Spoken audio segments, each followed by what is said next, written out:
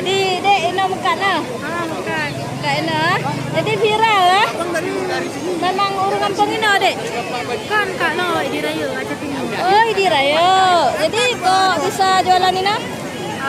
Lu jawab akak sambil jaman cuma aku bantu jemka sihat. Oh kakak ino kapan? Adidaku Sama lu belum semawe tinggal kan? Jadi nah cara ino ade bapak meninggal nuju ronyo di kampung Raya Tambo.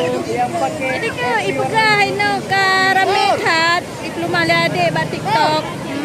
Jadi ya lah kan?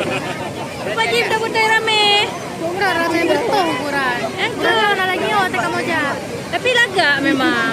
Biasa wate kamu seluruh raya kena tahu kena. Tajak gede, bahasa kau je kena. Karena urung. Cuman tanya karena kampung ini tajak sepuluh tanya umi ya. Yang kok bisa viral lagi nyo. Ya kan? Tapi jilsid nara seki urang kampung je kemukat. Kamu laki berlanjut. Ya, supaya berlanjut ya itu lah nyo kan jalan-jalan supaya mangan bak gejak urang ah. Jadi urang kampung dan nyopin penghasilan. Nah, sebenarnya menyena wisata maju kampung tuh. Yalah, sebab Ya kan? ramai urunnya antu pasti lah urun pula. Hai dek, kotrek ada apa kan? Punan ni lah dek. Punan ke dek?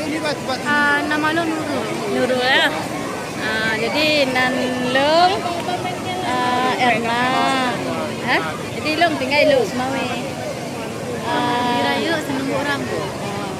Di lu semawe ngajar Pak SMK Ulumuddin. Makasih Bah. Assalamualaikum. Boleh. Makasih.